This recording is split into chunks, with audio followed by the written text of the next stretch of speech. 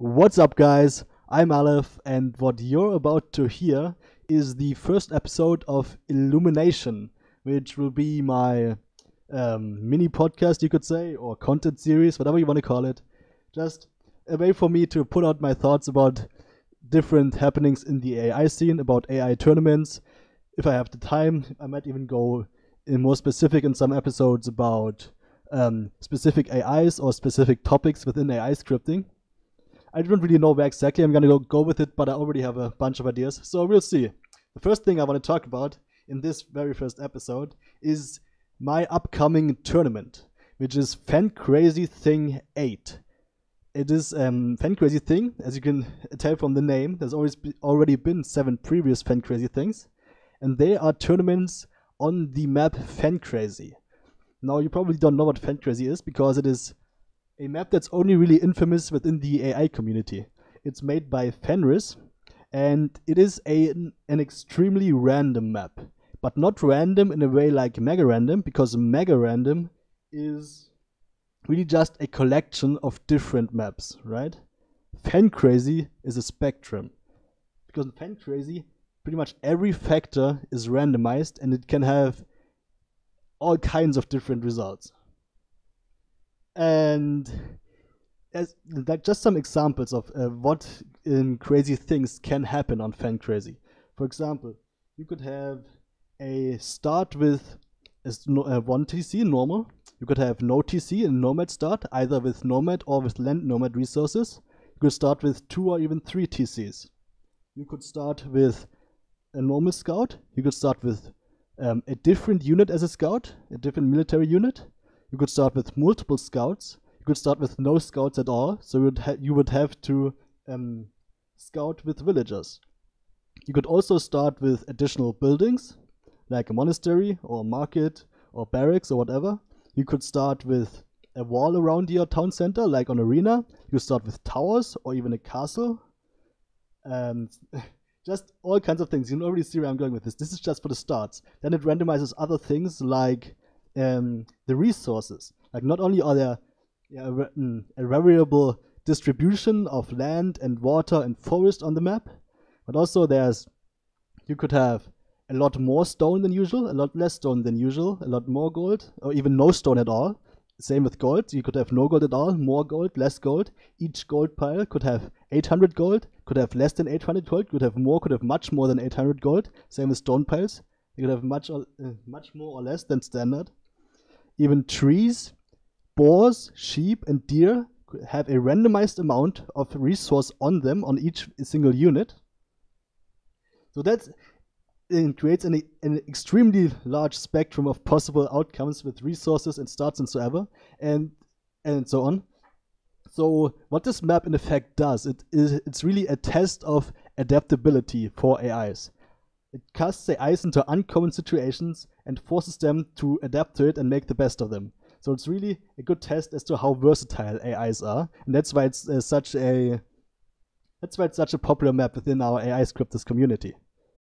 Now, I'm actually gonna put all the links to this bracket you're seeing here, even to the previous FenCrazy tournament, FenCrazyThing 7, and to all the AIs that are participating down in the description. So you can click all those links if you're more interested in those things, and it will take you there.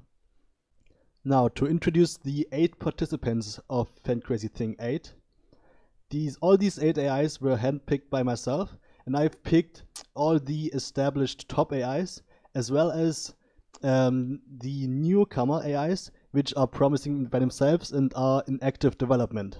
So the 8 participants here are Barbarian, which is far and away the strongest AI on standard maps like Arabia, for example, but was vulnerable in FenCrazy, as we saw in FenCrazyThing 7, where it lost 2 of its games to Promi and Illuminati. Then we have the Barbarian made by the Max, of course. Then we have the 3 AIs, which are usually coming top 4 in most tournaments and are competing for like the 2nd and 3rd places. These are Promi by Promiscuitive, Illuminati by myself, Aleph, and Tribal Warrior by SD. And then we have the Horde, which is an older AI, which was really strong at the end of 1.0c, but it's pretty outdated in comparison to the more modern top AIs, and it's not as well adapted to the newer user patch features, but it is still extremely strong and can definitely contend with those top AIs. Now the Horde is actually seated in 4th place here, even though usually I'd rank it in 5th place, below Tribal and Illuminati and Promi, but it is seated in 4th place here because of its much better performance in FenCrazyThing 7, the previous FenCrazy tournament, where it was much better than Tribal, which had a pretty weak tournament, to be honest.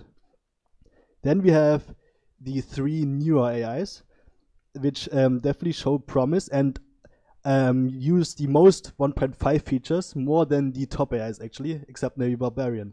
These are Ulysses by Offro, which is a more competitive version of the Unknown.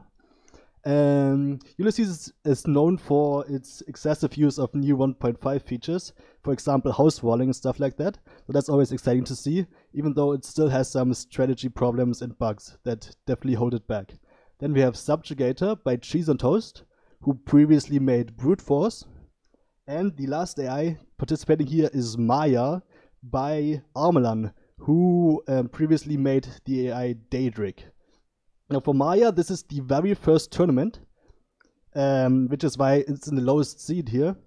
And I actually talked with Armelon a couple of days ago, because Maya still has a lot of problems on FenCrazy, critical bugs you could say.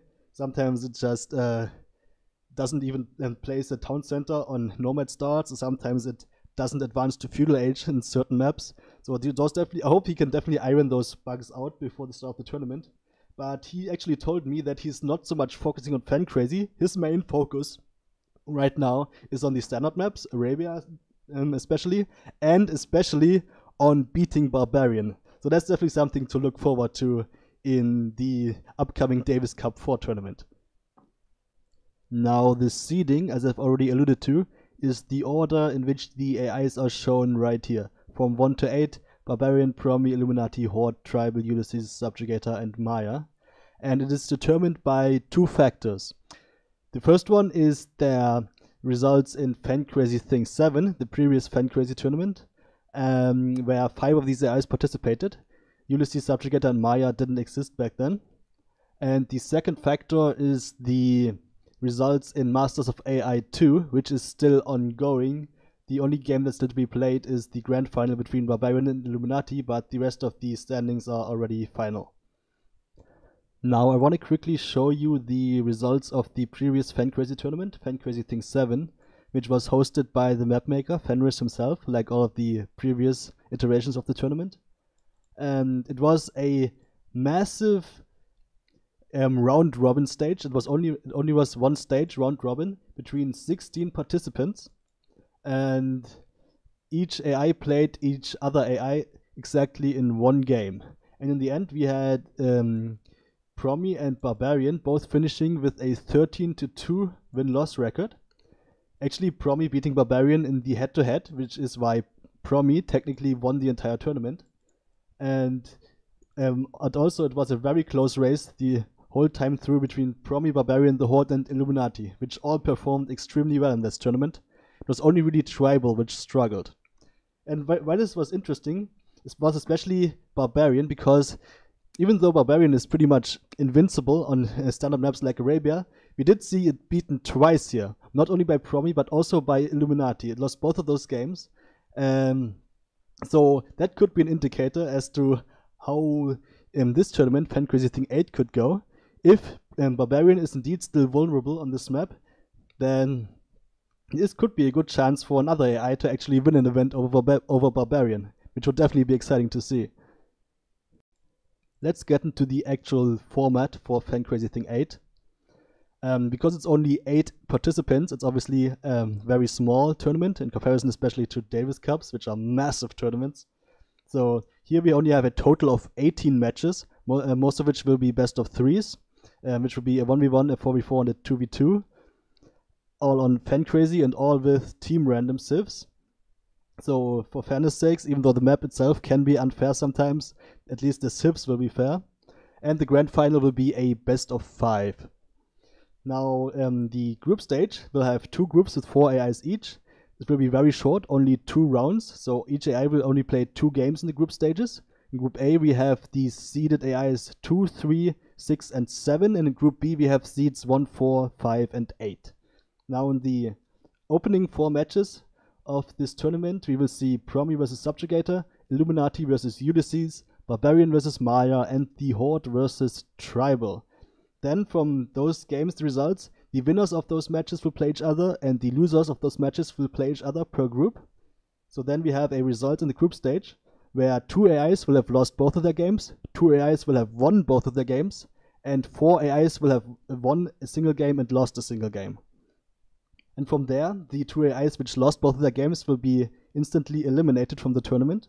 The 4 AIs which won a single game will advance to the first round of the upper bracket, and the 2 AIs which won both of their games will advance directly to the second round of the upper bracket.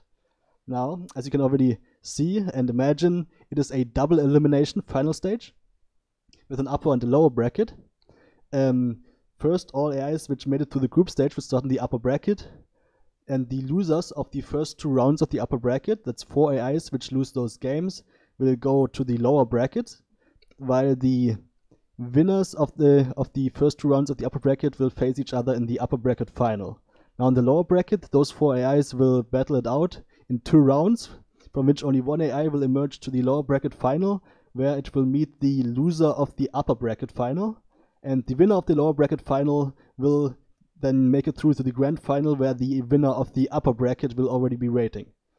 And from that format, we will have a very clear result of the top 4 placings, because the first place will be the winner of the grand final, the second place the loser of the grand final, the third place the loser of the lower bracket final, and the fourth place the loser of the lower bracket round 2.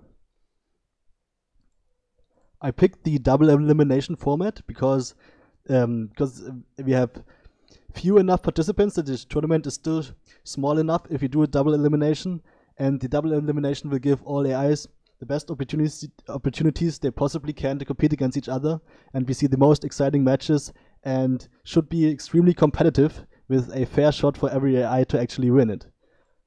Now, because it's so few games and they promise to be really good games, and because it's a very interesting map, I will try to have every single match streamed.